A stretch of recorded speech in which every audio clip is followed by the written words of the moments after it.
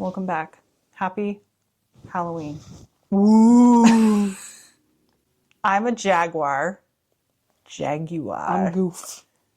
She's goofy. Anyway, I'm Danny. This is Haley. And this is Silent Motive Halloween Edition. Anyway, this is Silent Motive, where we explore the strange, the unsettling, and the chilling mysteries that just don't quit. On today's episode, we are going to talk about the disappearance and the likely murder of daughter, mother, and wife Susan Powell.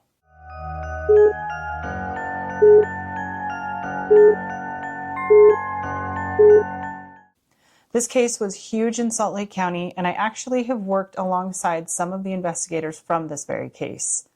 I do want to note that everything that I will speak about in this episode was all information that I've gathered online. So when I mention the reports, it's all public record. So with that being said, make sure you give us a thumbs up, a follow, a share. Make sure you turn on your notification bell, give us a rating, wherever you are getting your weekly dose of Silent Motive. Before we begin today's episode, I do want to do a content warning. This story includes discussions of sensitive topics like domestic violence and some other things, so listener discretion is advised. Listener discretion is advised. Yeah. Now go ahead and make yourself a delicious drink and settle in because this is a wild ride and you do not want to get caught with your pants down. So journaling has come back as a productive and helpful hobby. Many people use it as a therapeutic release. It helps you get feelings out, document how you feel, and it can actually help keep you sane. Sometimes it even shows your friends and your family that your life may not be what it seems. Can you imagine your loved one goes missing and you're looking for any kind of clues that may point you in any kind of direction to find them? When you stumble upon their journal, do you go through it? Do you read this book that holds their secrets and their thoughts? If they wanted to share them with you, they would have. Does it feel like a violation of their privacy? What do you think? I would go through it. You'd read my journal? Maybe it has a clue. Yeah? Unless it's like a death note or something. Oh, yeah, true. Like a suicide note? No, like death note book. Oh. Where you write people that you want dead. Oh, yikes. Yeah. We're not talking about those kinds of journals. We're talking about like journals talking about stuff that is going on in their life day to day. Not death journals. Okay. Okay, bye. Anyway, let's say you decide you're going to read it because there just might be some little detail in there that may get you going in the right direction, like you said, or a clue. When you open the journal, to the last handful of entries, you find this, in quotation. If I die, it may not be an accident, even if it looks like one. Take care of my boys. That would be a rough thing to read. So was that planned death suicide note? This was one of Susan Powell's last entries in her journals. That's what she wrote. Is that if I die, it may not be an accident, even if it looks like one. And telling anybody, to take care of her boys. So the real question, what happened to Susan on that cold night in December 2009? Susan Marie Powell was born October 16th, 1981 in New Mexico. Susan was a devout member of the Church of Jesus Christ of Latter-day Saints, or Mormon, as it's more commonly known. She attended weekly services, was a member of the choir, and she was part of the Relief Society that was also a crocheting club. Susan met Josh through the singles ward at their church. Susan and Josh quickly hit it off and were married by April 2001 in Portland, Oregon, in the temple. In an attempt to save some money, the two moved in with Josh's father, Stephen Powell, after their initial nuptials. Susan later spoke to a close friend, I think it's Kiersey, but I could be saying it wrong, about the odd things that Stephen did after they moved in. She told Kiersey that Stephen would look at her inappropriately and try to watch her get dressed one day. Like, who's that again, the dad? Stephen is her husband's dad, so her father-in-law. and he's just a total creep. Now, Susan tried to give him the benefit of the doubt, but then he actually tried to kiss her. So Stephen was an actual fucking creep. He was very much so interested in Susan sexually. He was completely obsessed with her and would actually stalk her. But Stephen wasn't just inappropriate. His behavior escalated into something far more disturbing. Stephen would record Susan doing normal things like getting into the car and then making comments in a video that he made. She did that for me. Wow, that was so good. Now, Stephen is saying all of that about Susan. Like, he's making those comments like, she did that for me. Like, that was so good. He's just so disgusting. I can't. Then he turns the camera around to show himself inside, I'm guessing his home, and says, "Now I gotta show how happy I am." and then just shows himself smiling with this like just creepy, disgusting fuckery smile. Like, just, I can't. He's like out of breath and like he's out of breath when he says it, and it's just so disgusting and creepy.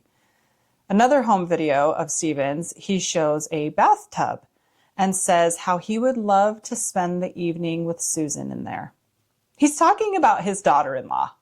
So there were actually hundreds of hours of Stephen recording Susan without her even knowing that he was recording her.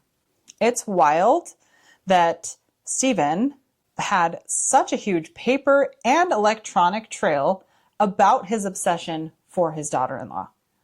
Another home video, he talks about how he knows that some of the things he does are odd, shows him recording himself touching a bra of Susan's that he stole from her and speaking about how he stole her underwear and they smell great. Nothing to say. Yikes. It's bad, guys. Like, it's bad. It's bad. I can't even. The amount of creepy shit they found that Stephen had involving Susan is just completely wild. He would read her journals. Stephen later claimed that he intended on publishing Susan's journals to show the world she wasn't as innocent as she portrayed. What were her journals with? Well, we'll talk about that. We won't talk about what the journals are at. The journals are likely just normal, everyday journals, just talking about her life and probably her belief system and her kids and her marriage and struggles. But he's trying to portray it like he's a naughty girl. Like she's a naughty girl. Yeah. Naughty girl, not naughty. Okay. Yeah. Cut that out. Yes. He is trying to portray it like she's just some naughty girl, dirty girl. So Stephen, like I said, he claimed that he was going to publish her journals. He actually posted some love songs about her online under the pseudonym Steve Chantry. I found it on like a Reddit page with a link. It's out there if you are so inclined to go torture yourself by hearing his very extremely creepy singing voice, or you want to read the lyrics. Oh, they're still up? Yes, you can still find them. Oh yeah, here we go after this. So in 2003, Stephen would actually confess his feelings to Susan, who rejected him, obviously, because she's married to his son. But like, yikes. I want you to also keep in mind that he is 31 years older than Susan. And the best part about this whole rejection is that he recorded it. He recorded this interaction, and it's just like so incredibly cringy and disgusting and wild. It's wild. He speaks about how he doesn't know how he fell in love with her or when it happened, but that she's all that he can think about, and that's how it's been for the past year and a half. And Susan's kind of just like, excuse me, what the fuck? And then she goes on to tell Stephen how inappropriate it is that he has these feelings for her because she's essentially like a daughter. It's just so disgusting. And you can obviously listen to that online as well.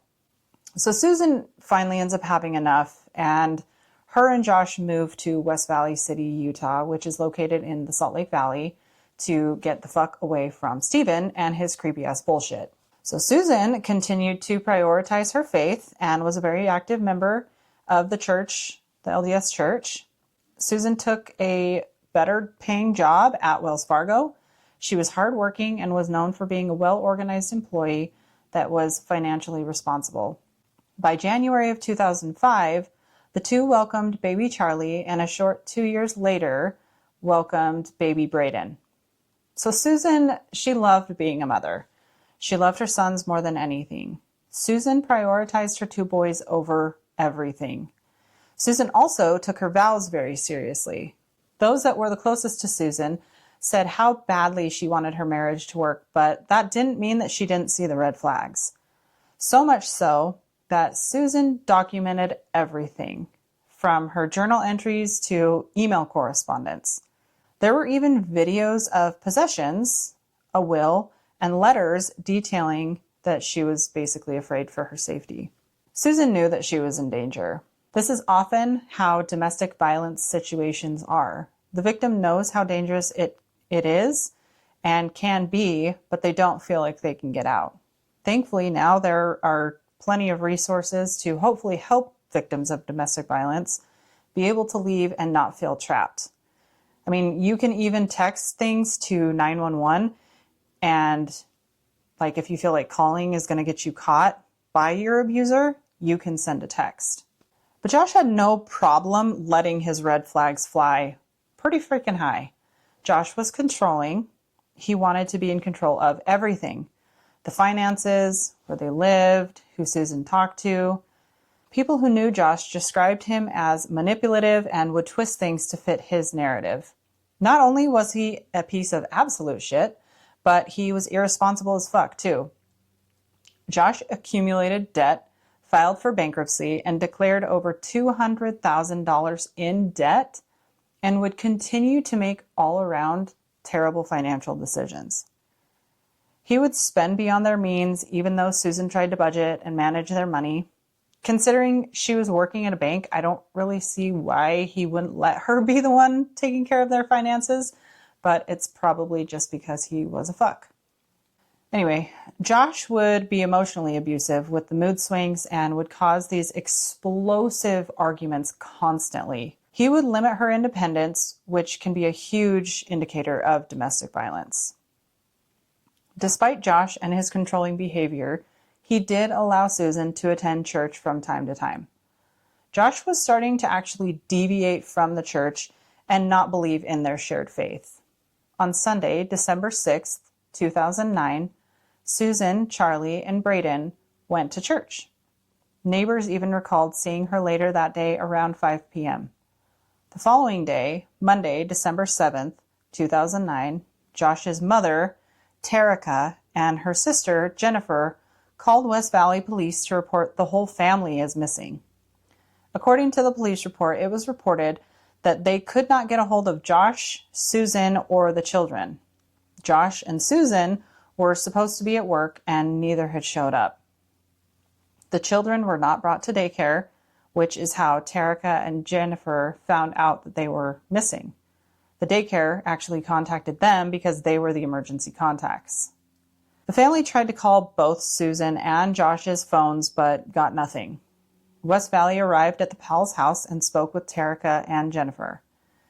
Terica advised police that the daycare provider thought maybe she needed to pick up the children due to the snowstorm from the night prior, so she had come to the house before contacting Terica.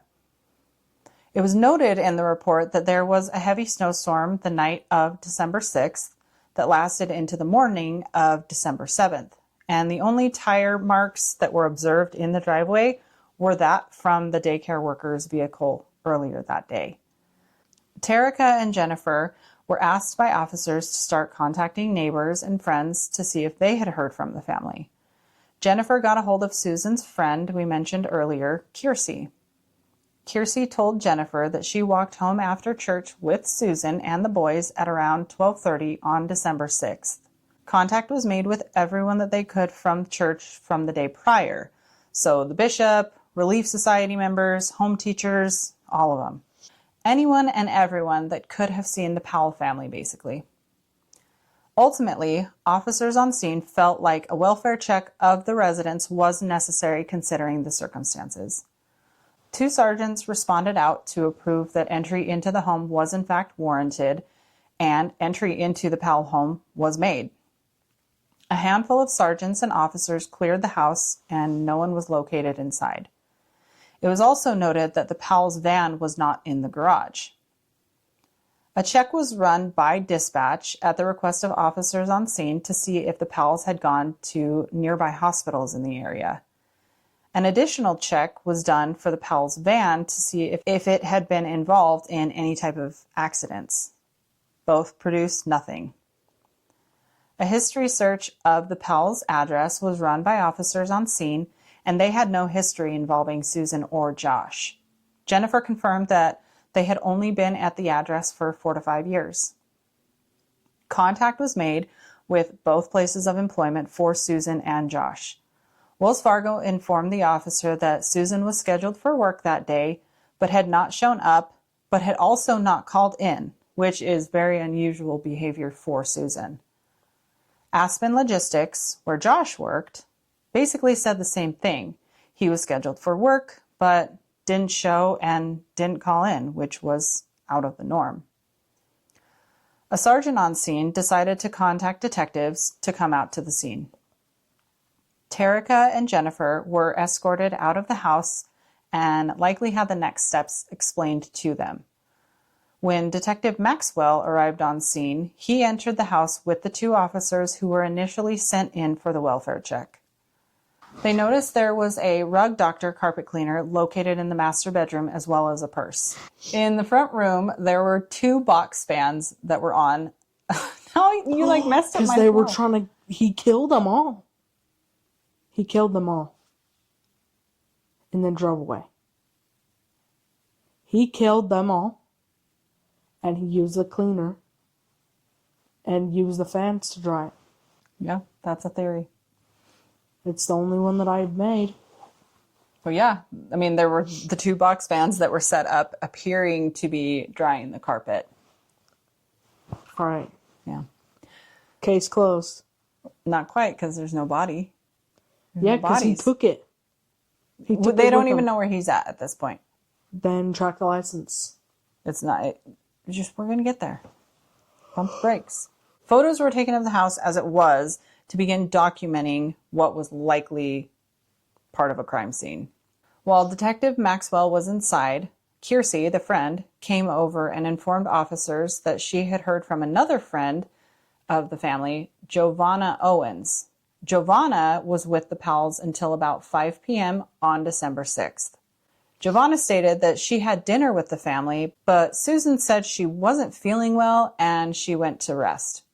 When Giovanna left, Josh locked the door behind her, and as she was getting in her car to leave, Josh was loading the boys up to go sledding, leaving Susan there alone. Sledding, huh? Sledding. Because it's still snowing. It's a snowstorm starting. The snowstorm started on the 6th. At what time? I don't know what time the snowstorm started. Okay, he drugged her. Came back and killed her. Detective Maxwell requested that the whole family and their car be listed on a national database called NCIC, or National Crime Information Center. Now, this is something that law enforcement utilizes to access information on criminal records, wanted or missing persons, and stolen property. That way, if any law enforcement came in contact with any one of the Powells or their vehicle, there would be a notification or like an alert. Maxwell got a hold of Giovanna and spoke with her about her last interaction with Susan and Josh. Giovanna said that Josh did not clean the carpets that Sunday on the 6th. She did mention that he cleaned the carpets 3 weeks prior, but it was only part of the living room. Giovanna said she did observe Josh being nicer than usual on that Sunday, December 6th. He was cooking, he was cleaning, he was just being nicer in general to Susan. It's really sad, though, that that's like out of the norm for him to just be a nice person. And just to clean. Just to clean a little bit. Just to do some cleaning and some cooking. Giovanna also was able to get a hold of Josh on the phone. And she initially asks him, like, what the fuck are you doing? Josh casually says that he was on his way to pick up Susan from work. When? December 7th, the Monday. When they were both gone? When no one showed up to work. Remember? Because they called their... Boy, we aren't stupid. Yeah. So Josh told Giovanna that he was with the boys and they were just driving around West Valley. Giovanna told Josh that Susan wasn't at work. Like, are you dumb? Yeah, like, hi, motherfucker, we know that she's not at work. We've called a million times. We've sent the text. Everyone's been looking for you fools all day. And you've just been driving around West Valley? Like, no one's doing that. Yeah. He's stupid. But he's just an idiot. So Giovanna asked if Susan was with him, and all he said was no. So Jennifer calls Josh and asks why he didn't go to work. Josh told her he did go to work. Jennifer confronts Josh, telling him that his job called her looking for him. Josh eventually says, like, oh yeah, you caught me. I played hooky. He said he took the boys camping in the middle of the night. In a snowstorm. And they got caught in the storm. But he also said he was taking them sledding. So the sledding was before, but the timeline will get more clear on the timeline. So he took them sledding, and then he decided to go camping later. Oh, yeah, sure. In the middle of the storm. So then Jennifer asks, hey, where's Susan? He said the same thing. She's at work. Jennifer said, no, she's not at work. Jennifer confronts Josh and tells him that he's acting fucking weird, and he just plays it off and asks who is at his house. Detective Maxwell was finally able to speak with Josh using Jennifer's phone. Josh would avoid Maxwell's questions and kept talking to the boys about what kind of food they wanted. Maxwell is trying to just get Josh back home and tells him he can feed the fucking kids when he gets there. Josh denies knowing where Susan is. But he does, though. Well, he's for sure suspicious. Like, for sure acting It's fucking... like, bro, just act normal if you killed someone. Like, yeah, I don't think people act normal when they kill somebody. why? Why would you act normal if you killed somebody? No, you haven't watched Monsters, right? Which one? Oh, you mean the brother one? No, I haven't. Yeah, there was one, and he didn't act normal. He was, like, all depressed after, and every dream he would have, he would, like, be killing himself in it. Oh, yikes. That's the only way that he could wake up from his dream, is if he killed himself in the dream. That's dark. And he just acted weird towards people whenever they would, like, bring up something super random. One of the brothers, the Menendez brothers. Yeah.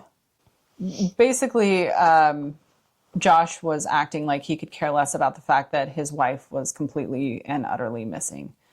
He didn't even, like, do a good job pretending that he didn't care, like, or that he did care. Like, he's just a piece of shit. Anyway, so Josh and the boys return back home, and there is still no Susan. Nowhere. We don't know where Susan is.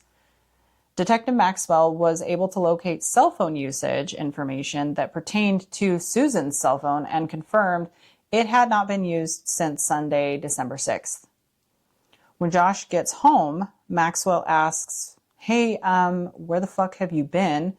And what the fuck have you been doing? Josh says, oh, it's really not a big deal. I just took the kids camping around 1:30 in the morning and went down to Old Pony Express Trail. Do you remember when we went rock hounding out and went to the geode beds? That was like 7 hours away. Yeah, way the hell down there. And then we took that road that goes out there that, like, took forever. Oh, that, like, past where we, like, found the obsidian and stuff? Yeah. Like, that was like 10 hours away. Well, it's not quite that far, but that's the area that we're talking about, that where he's saying, so you kind of know where West Valley is, right? It's like 45 minutes from here. He took the kids camping at 1:30 in the morning. He'd have to get there at like... Probably like 2:30. 3:30? It didn't only take them an hour to get down Maybe there. 3:30. I say Without 4:30. Yeah. Because Okay. of snow. Yeah. Maybe, yeah. Anyway. But the point is, it's in the middle of a snowstorm. In the middle of the night, he's just going to go camping with his little kids. And then come back a few hours later? Little kids. Little. So, for those of you who aren't familiar with Utah, I'll kind of give you a little geography lesson since we kind of just did a little bit. But it's going to be short anyway because I hate geography. So, the Pony Express Trail is a long trail throughout the West Desert in the middle of Utah. From the general area of West Valley where they lived to the campsite that Josh mentions later called Simpson Springs, the fastest route would roughly be an hour and 45 minutes to 2 hours, about 85 to 100 miles, depending on what route he took. And that's without a snowstorm. So Josh tells investigators he hasn't seen Susan and thought that she was at work. Josh said the last time that he spoke with her was around midnight before he left for the middle of the night snowstorm camping excursion that he decided to go on. Josh explains that he turned his phone off to conserve battery because he didn't have his charger with him. So Detective Maxwell decides he's going to look in the console area of the vehicle and notices that Josh's phone is plugged in and charging. Are you stupid? Yeah. Obviously, if there's a detective or a cop, whatever, they're going to look through your stuff when you say, like, okay. They're going to check you. But Maxwell doesn't press him at this point because he still wants him to work with him, right? He doesn't want him to be like tight butthole. We want him to give us something because we want to know where Susan's at. Josh agrees to go down to the station to speak with Maxwell. Josh puts together a timeline, including Giovanna being there and says she left. Then they ate hot dogs for dinner. Josh says he takes Charlie to go sledding at like 8 p.m., leaves Braden with Susan, and I guess Josh gets back in the middle of the night from sledding. I don't know. So if he leaves at 8, like, who's sledding that late? Who's sledding for 4 hours? Who's sledding that late in the middle of a snowstorm for that long with a little kiddo? You go sledding at like 3 p.m. to like 4:30. Yeah. He's just a fuck. So he puts Charlie to bed and Susan is awake. Josh said that Susan asked him to clean the couch in the middle of the night, apparently. That's what the rug doctor was used for. Josh said he did this around 9:30 to 10:30 p.m. So, okay. Then why was the carpet drying in the morning? I don't know. Josh said Susan watched a movie while he slaved away cleaning the couch. Slaved away? Slaved away. Slaved away. Right, because he does, I work all night, I work all day. Mm-hmm.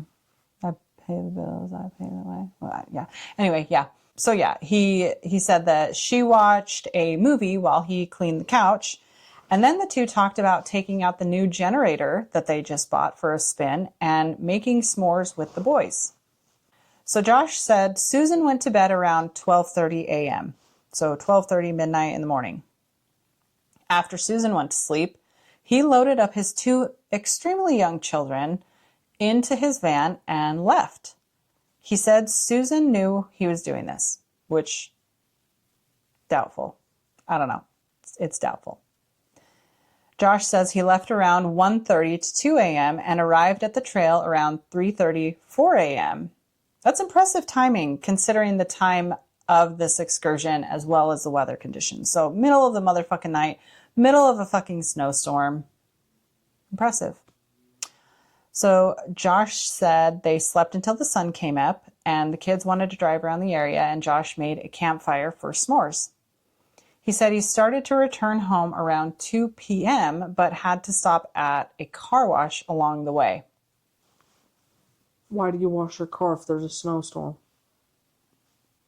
Like, bro. Everything he does is just like kind of so triggering dumb. me out. Like, Yeah, it's just... he's just stupid. He's stupid. So Maxwell asks Josh to describe his relationship with Susan. Josh says they generally get along, but they did have disagreements and had been in couples therapy to work out some of their issues. Josh said that Susan has a temper and he is lazy, and she wanted him to go to church more often. Josh couldn't even provide simple details about Susan and her life. He couldn't provide her top 3 friends when Maxwell asked. He said they shared money, but he did have a few accounts of his own. When asked if Susan was wanting to leave him ever, Josh said, gosh, I don't know. But then went back and said it had come up before, so divorce had been a topic. Maxwell asked Josh if Susan could be hurt or in danger, and Josh simply said he did not know. Maxwell asked Josh if he was even concerned that Susan had been missing for 20 hours now at this point. Josh said that he was concerned, but the mere fact that Maxwell even had to ask Josh if he was concerned is kind of crazy due to Josh's lack of emotion or give a shit. Josh told Maxwell that maybe she just left the house. Maxwell asked if this is something that Susan did often, and he said, yeah, she does do this from time to time. Do what? Just leaves and doesn't come home or let anybody know, or not go to work or not come back. Without calling in, okay. Right. Maxwell pressed, saying even in 20-degree weather, even in a snowstorm, without her wallet or her purse? And Josh's response was, maybe. Maybe, not yes. Maybe, not yes. Josh agreed to allow officers to search his van on December 7th. The following items are some of the things that were found in his car. So there was tons of clothing, a generator, a rake, a shovel, a tarp, 5 gallons of gas that was full, a bread knife with the tip broken off, a circular saw, random power tools, a box of latex gloves, a folding hacksaw, and a razor knife. These things only made detectives more suspicious of Josh and raised even more questions surrounding him. Unfortunately, instead of answers, every step forward seemed to lead to a darker path, one that was tangled with secrets and lies. What's Josh hiding that could be even more sinister than all of this? And if so, how far would he go to keep it buried? All right, so out of everything that was found in the car, I think that the items that are the most curious to me were all of the saws and the power tools. Not the tarp? They're going to sleep under the tarp, yeah?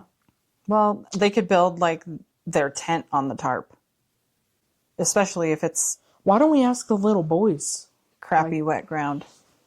Another thing that they located during the search was Susan's cell phone. Yep. Wow. So Josh confirmed that it was her phone when he finally found the word yes. He said, oh, yeah, that's her phone.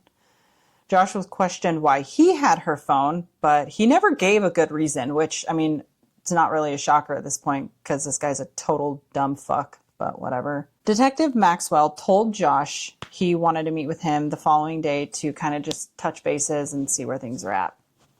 Before leaving, Maxwell took photos of Josh's hands because he noticed that there were some nicks on them, like little cuts and stuff. Josh originally said oh, they're dry skin. I've got dry skin. It's cold. It's wintertime, whatever. He's trying to make it seem like, it's normal for the dead of winter after a midnight camping trip in the middle of a snowstorm. Whatever. So at this point, women's shelters were being checked, looking for Susan the following day in Salt Lake County, as well as surrounding counties. It was just another dead end. Susan was not there. Maxwell tried to confirm with Josh that he was still coming in to speak with him that day, but Maxwell didn't hear from Josh. Eventually, almost 4 hours after the scheduled time, Josh made it to the station for the interview. I would have probably drove to his house. I would have been, we would have had the conversation already. We would have had eyes on that MF, you know what I mean? We would have had somebody watching the house. Whatever. So one of the first things that Josh told Maxwell was that he spoke with his attorney. Why? Why did he have to speak with his attorney? It's a good question. Why? I don't know. No one said he had to. Because he's fucking sus? Because he's a fuck. Because he's guilty. That's why. And Mrs. Unsolved, yeah? Yeah, sure. Sure it's unsolved. Because I've already solved it. Technically. Everyone knows that he killed Susan. Bro, why? Okay, bye. But we don't have a confession. We don't have a body. There's no confession. Anyway, you're getting ahead of yourself. Anyway, so Josh tells Maxwell that he talked to his attorney, who told him that he shouldn't talk to police without him being present. Boy. Yeah. Maxwell went to great lengths to help Josh understand that this was simply not necessary, and he was not detained or under arrest at this point. Maxwell reassured Josh his intent with interviewing him was to gather as much information as he could to potentially find Susan. That was his main goal. Josh continued to be evasive and just completely sketchy all together. Josh made a comment about how Maxwell photographed his hands the day before. Maxwell just explained the reasoning for this and why he did it, and Josh was still acting super sus. In the report, Maxwell states that it was clear that Josh was not concerned about his wife, but rather how this whole thing made him look. All he cared about was him looking like a suspect, but not finding his wife and the mother of his kids. So Maxwell was able to get Josh to provide some more in-depth background information regarding his and Susan's history with things like residency, employments, hobbies, and bank accounts. Josh attempted to provide a better timeline of the past couple of days. It's just crazy because Maxwell was practically begging Josh to give him something. A friend she might be with, a motive for her to up and leave, where they could look for her, but Josh just couldn't think of anything. And that's probably because he was guilty. This interview was just over 3 hours long, and Josh managed to not show any concern or offer up any options for where his wife might be. At the very end of this interview, Maxwell let Josh know that they did have his van and they had secured his house and were serving search warrants on both of them. Josh didn't really seem bothered except for the fact that he was hungry. Like, this dude is just so fucking weird. He's like, oh wait, can we pause? I'm hungry. Yeah, he's like, okay, cool. Go ahead, search my house, search my van, find my wife. But I need a taco. Like, I just can't. Like, this is what guilty people do.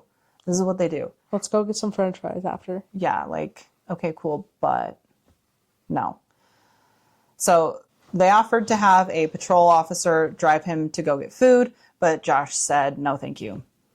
So Josh ends up leaving, but he did come back to the station. A tracking warrant had been approved for Josh's van, in addition to a search warrant of its contents. So a tracking warrant I don't know if I talk about it later, actually. Anyway, I'll just briefly talk about it. So a tracking warrant approves a GPS tracker be put on a car to obviously track the location of that vehicle.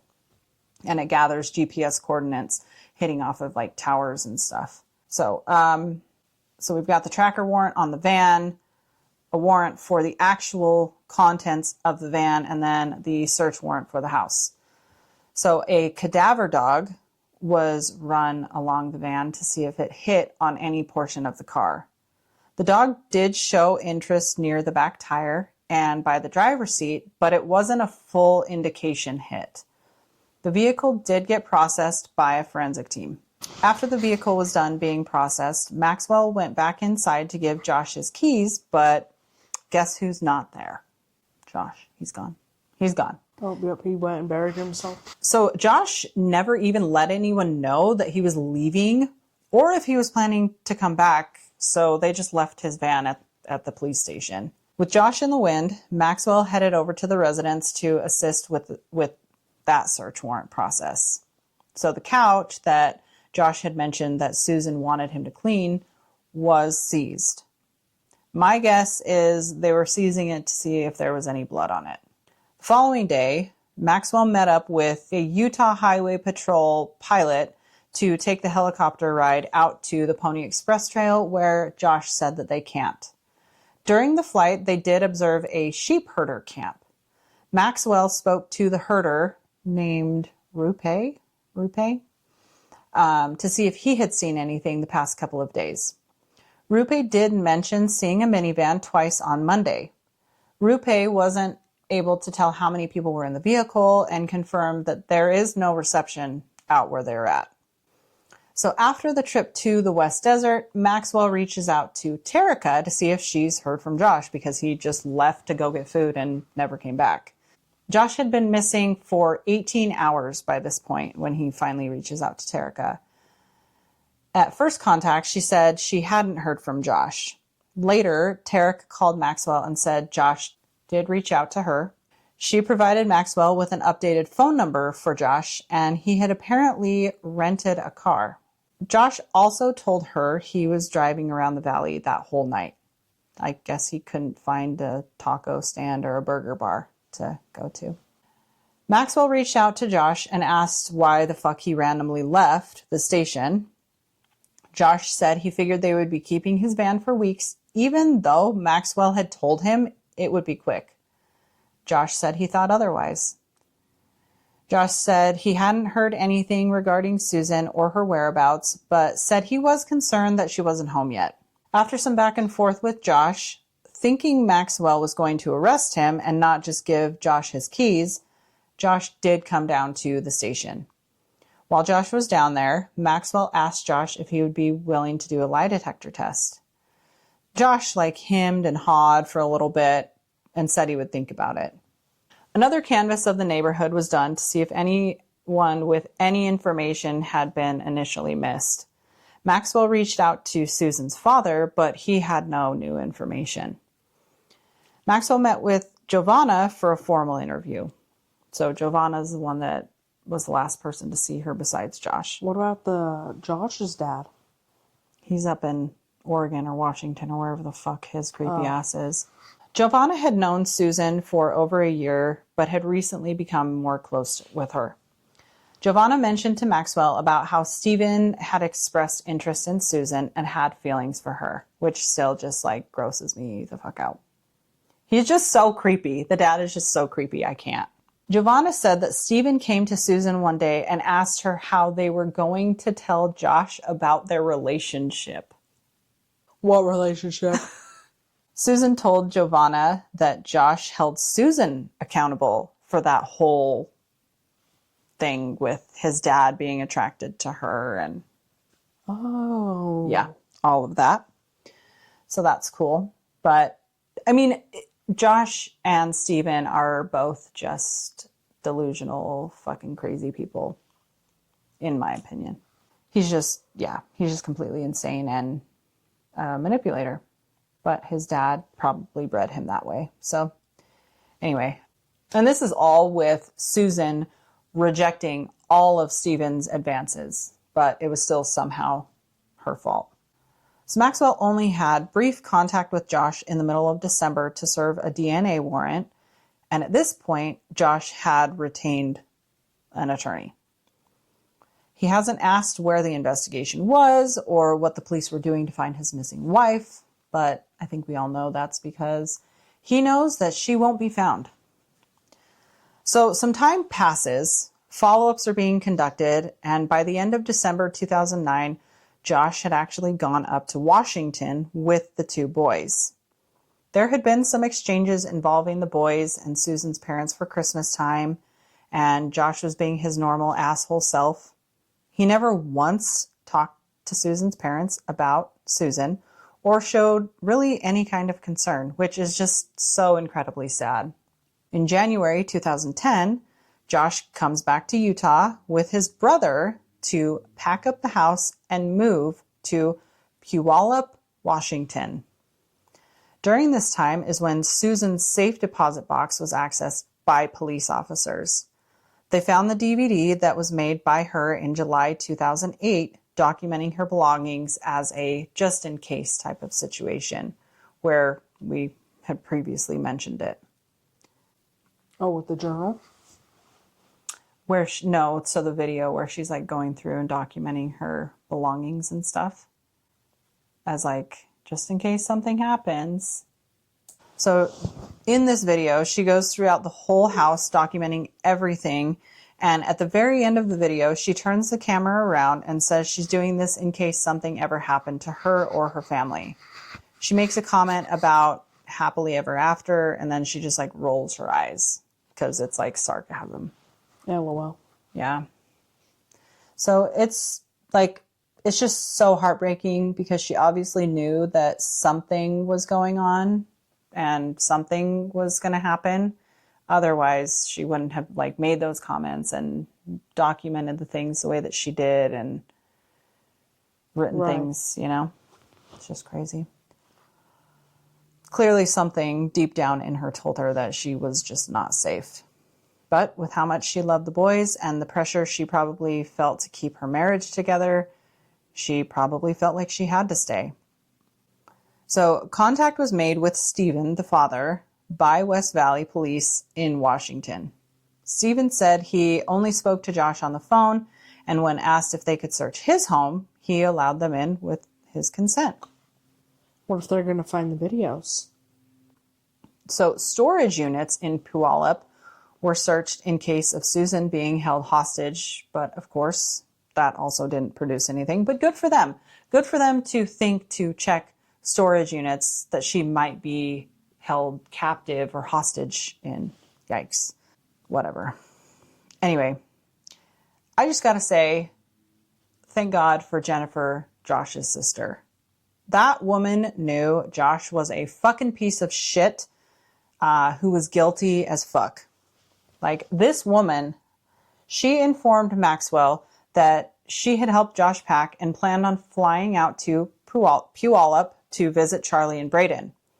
She told detectives that she wanted to wear a wire and confront Josh about Susan at Stephen's house.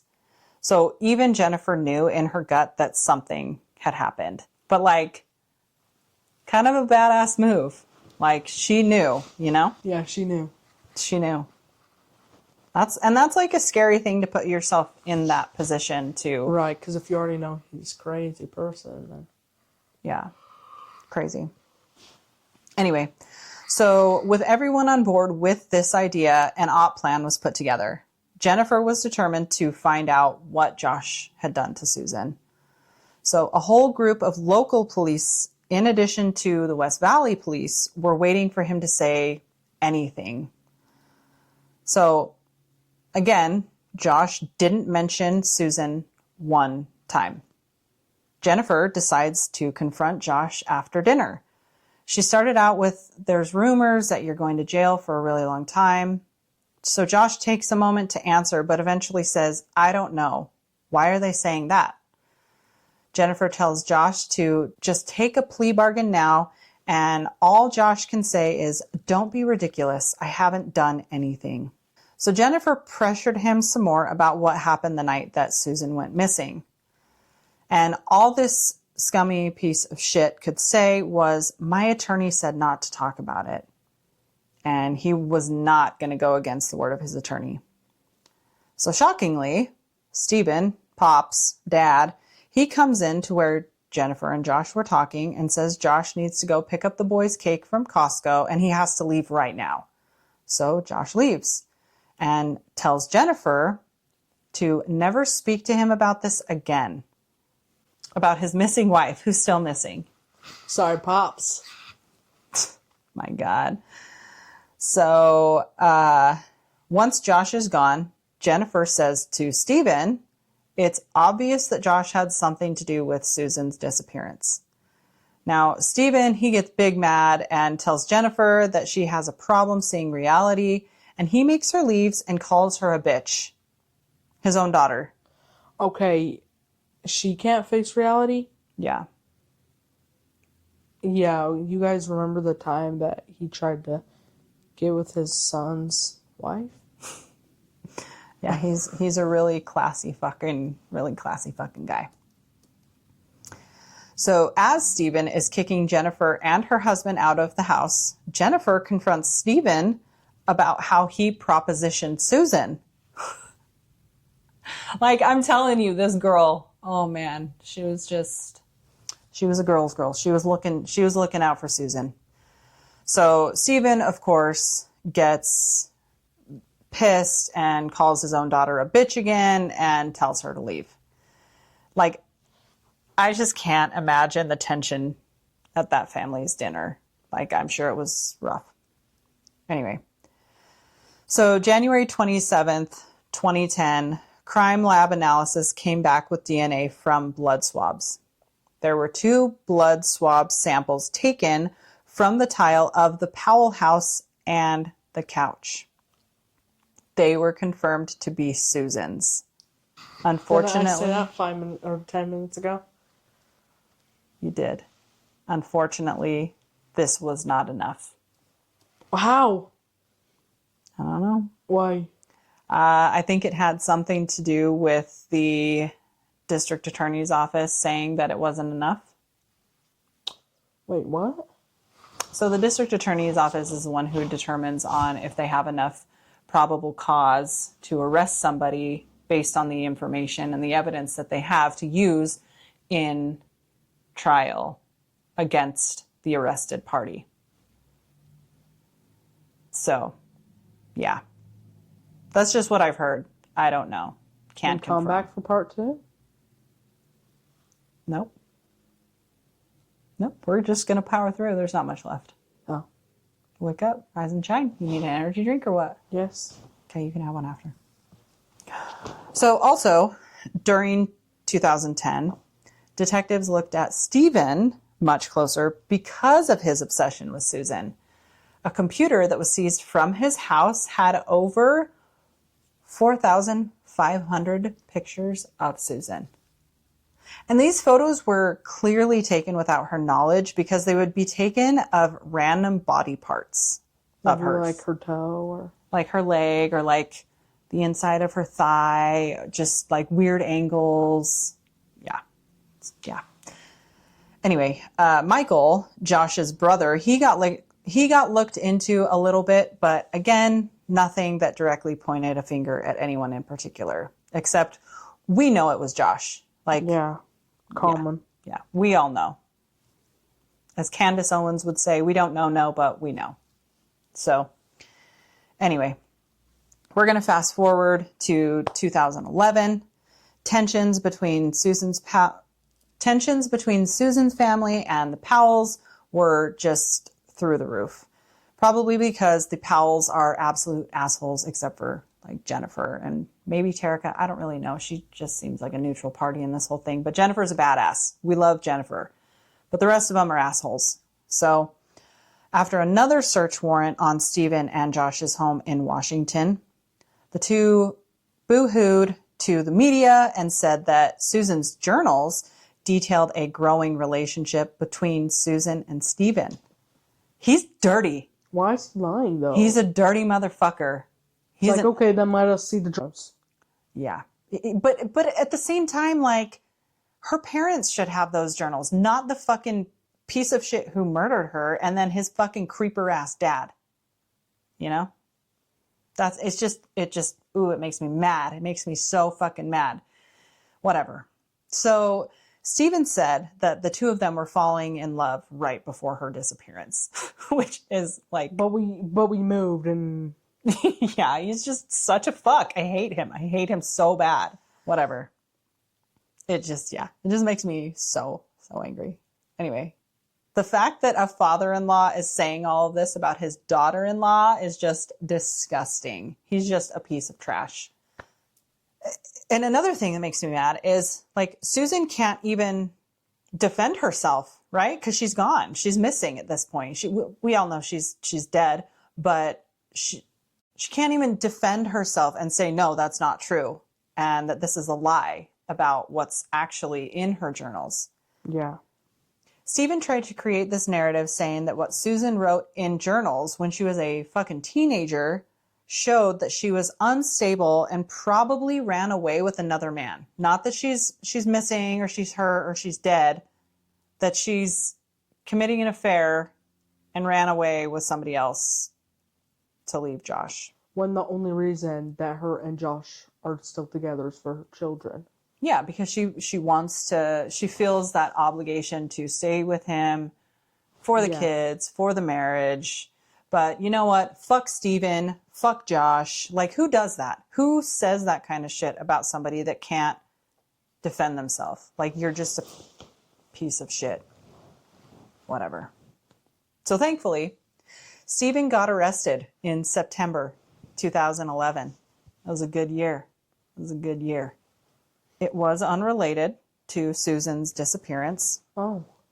But partially in relation to the photos that he had of her that were clearly taken without her consent. Stephen was arrested on voyeurism and child sexual abuse material.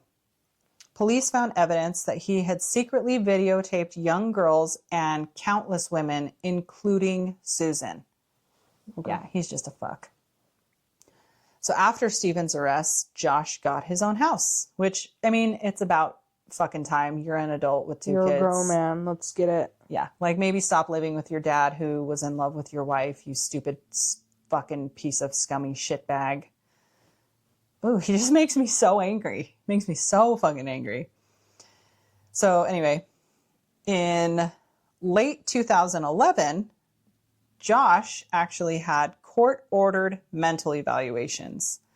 So in these evaluations, there were issues that came up pertaining to an ongoing police investigation and Josh's failure to admit his own personal shortcomings, his overbearing behavior with his sons, and his constant defensiveness. The initial recommendation from the person who conducted these mental evaluations was that Josh just have visitation with his sons that would be supervised by a social worker. So somebody that specializes in evaluating insane people said he is not fit to be a father. He should not have custody of these kids. Okay? I want you to log that away. If you haven't already heard this story, log that away. So that got implemented. Okay? So visitations with a social worker. Okay? So on February 5th, 2012, a social worker was bringing the kids to a supervised visit with Josh. She was bringing the kids up to knock on the front door, and Josh opened it. Josh grabbed both of the boys, pulled them inside, and shut the door on the worker. So he's got the kids in the house. He's shut the front door. Okay? What the freak? Are you scared? You should be scared. Why? Does he kill him? The social worker calls 911 and explains what happened and tells dispatch that she smelled gasoline. Shortly after that, the fucking house explodes. It was later determined that Josh and the two boys officially died from carbon monoxide poisoning. However, it was noted that both Charlie and Braden had significant injuries to their head and their neck. A hatchet was found near Josh's body. Okay, so that just sums up the case. Bye. He's a fuck. He's a fuck. Like, I just hate him. See you guys on the next episode. That sums it up. Sad, huh? So these kids are like 3 and They're young. Yeah, they're they young. got blown up. Yeah. So detectives actually believe that he did use the hatchet on Charlie and Braden before the smoke got to him, because smoke inhalation can kill you. So fire investigators found 2 5-gallon cans of gasoline in the house. So Josh had sent out emails minutes before the whole thing transpired saying goodbye. Some had instructions for finding his money and shutting off his utilities. Josh left everything to his brother Michael. When Stephen was told about what happened, he actually did not give any fucks. That's okay, because I didn't either. Yeah, well, I mean, except for the kids. Yeah, but... yeah. But Stephen's a piece of shit anyway, so we know he's not going to care about anybody.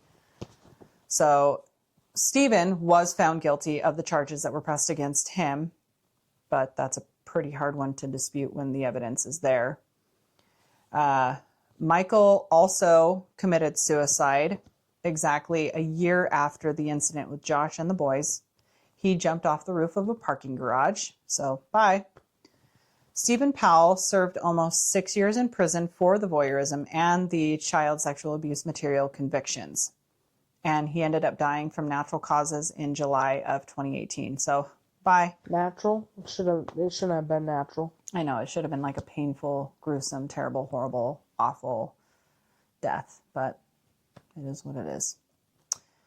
So, Susan's disappearance remains one of the most haunting unsolved cases in Utah. Her story isn't just a mystery, it's about control, red flags that were ignored, and a system that struggled to protect her until it was too late. So what do you think? Very sad. It's very sad. And you were going to make that a part 2, bro? Nah. I was going to make it a part 2, but she said I couldn't. So, anyway, that is the story about Susan Powell and I guess the technically unsolved case of Susan Powell. But we all know what happened. Yeah, we don't know, but we know. I don't know if I can say that. I might have to cut that out. Why? Because Candace Owens has coined it. Anyway, whatever. Who's coined it? What does that mean? Like you can't say it because it's my thing. Like TM, trademark. Oh. I don't know. I'll have to ask. Just give her permission. Ask her permission. Yeah. Anyway, thank you again for joining us on this episode of Silent Motive. If you found this case to be as chilling and as heartbreaking as we both did, make sure you subscribe, leave a review, share it with your friends, and yeah. Have a great Halloween. We hope you had a happy Halloween. I don't know when this is going to come out. It's going to come out in November, but... November. Yeah. Thanksgiving. Thanksgiving? No, it'll be before Thanksgiving. But anyway, yeah. Until next time, peace. Yeah, peace. Also, I do want to add a little thing at the end. If you or someone that you know is a victim of domestic violence, just know that there is help out there. You can call the Domestic Violence Hotline at 1-800-799-7233, or you can text START, START, to 88788. You're not alone. I will put these down in the description down below in case it's something that you or someone that you know needs for help. Goodbye.